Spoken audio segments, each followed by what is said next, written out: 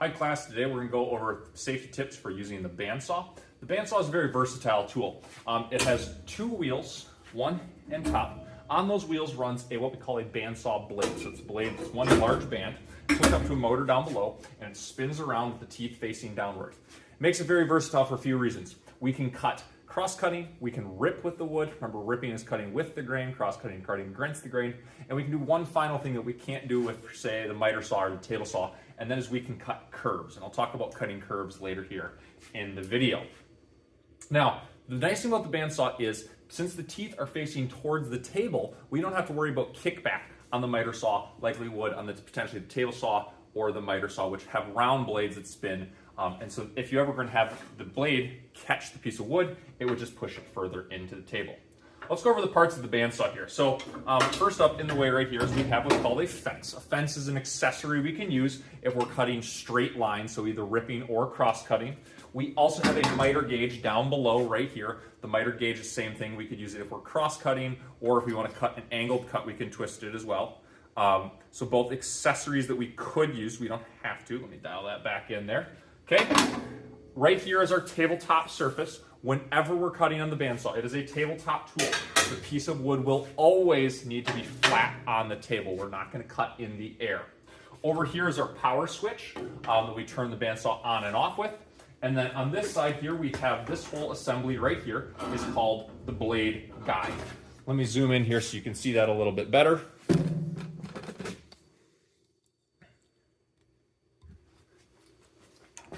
This is the blade guide, and right here is our blade. The blade guide needs to be adjusted 1/8 to 1/4 inch above our piece of wood. Now, a better way to think about that, if you don't know what 1/8 to 1/4 inch is, you can take a pencil, and where these bearings are at the bottom of the blade guide, the pencil should just barely fit underneath that blade guide. And that works as a nice way to just kind of remember in your head how far above we should adjust that blade guide when we're cutting. If we're cutting our wood in a straight line, whether we're cross-cutting it or ripping, we should use one of the two accessories that I pointed out earlier, the fence or the miter gauge. In this case, I'll demonstrate cutting with the miter gauge here, and we'll leave ripping for a different day. Miter gauge slides into the miter slot. Whenever we're cutting with the bandsaw, we want to make sure that we're keeping our fingers a margin of safety of 2 inches or more away from the blade. So 2 inches is our margin of safety. For cutting, I will hold the piece away here, and we'll use the miter gauge to guide ourselves through the cut. I'll turn on the start-stop switch, hold the piece of wood, go on through, take the cut, and turn off the saw.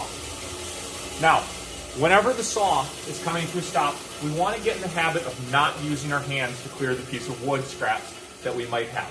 We have two options. We can use the piece of wood that we have already cut that's larger to push the piece out of the way, or we can blow the piece of wood off the tabletop. Sometimes it can be hard to see if the blade is still spinning, so we want to make sure we're not reaching towards it when there's scraps of wood next to the blade. If we're going to cut a curve, let's talk about cutting a curve for a second here. Now, we can do so, but we have to remember a few things along the way. The first thing we need to check is the size of our blade.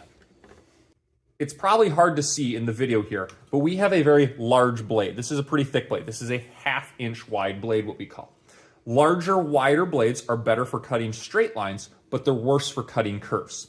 The reason is, whenever we're cutting curves, the big worry is that we are going to bend too sharp or go too quickly trying to cut our curve. It's going to pinch on this blade, it's going to twist it and snap the blade off. If the blade ever snaps, often it will hit the tabletop and it will feed out to the right of the bandsaw. So actually right where the camera is right now is kind of the danger zone if we were cutting. So you don't want to stand at this angle next to the blade when someone's cutting in case it were to break. So we can do a few things to make it less likely to snap our blade when cutting. The first is we're always going to cut a radius that is 2 times or greater than the thickness of the blade. So if this is a 1/2 inch blade, the smallest radius we can cut is going to be a 1 inch radius. The second thing we need to do is make relief cuts. Now I'll take my piece of wood here and I'll show you what relief cuts look like. So if we have our, zoom out here, if we have our curve that we want to cut and it looks something like that, a relief cut is where we'll come straight into our cut and then we'll back straight out. You'll come straight into your cut, and then you'll back straight out. Now, when we're coming in, we need to make sure we're going very, very straight, and then very straight back out. Just like I said, we can twist and snap the blade. There's a roller or a bearing behind this guard right here that keeps the blade from getting pushed that way off the track. However, there's nothing in the front of the bearing or the front of the blade that keeps it from getting pulled off the track going forward. Let me pop the air hose out of the way there. So we need to make sure when we're backing out of our relief cuts, we're going dead straight, okay? We don't want to have any twisting at all. The second thing that we want to do is we want to make sure our thumbs aren't lined up with where we're pushing. When we're cutting like so, we don't want to have our thumbs in place, even if they're greater than 2 inches away, that if we slipped, they could accidentally go into the blade. In this case, I would make sure that I would hold off to the left-hand side where I'm not in line with my cuts as I'm making all of my relief cuts.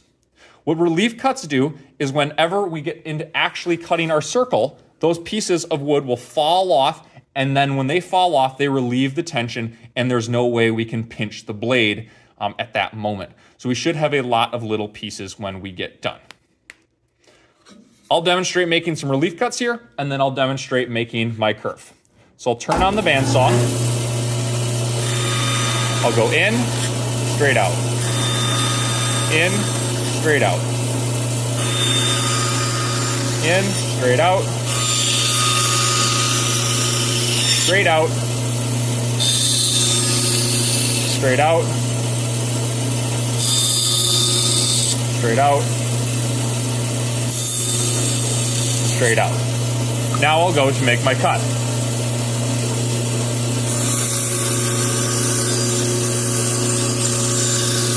See how these pieces fall away? If you get in trouble in the middle of the cut, you can just pull away and reposition to better make your cut. Sometimes the little pieces, however, will get stuck in this back plate.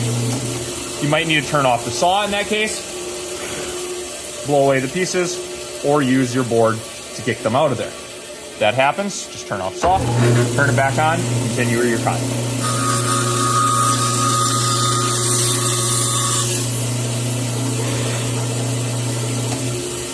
Now you'll notice here that my cut, if you look closely, does not perfectly line up with our line. A good tip whenever using the bandsaw is to make sure to not cut all the way right against your line. We can use the belt sander later to clean up this line and get dead on and get exactly right along that line. And the belt sander is going to be way more accurate than the bandsaw will be for cleaning up those lines. So I always say take off less on the bandsaw and we'll clean it up later on the sander.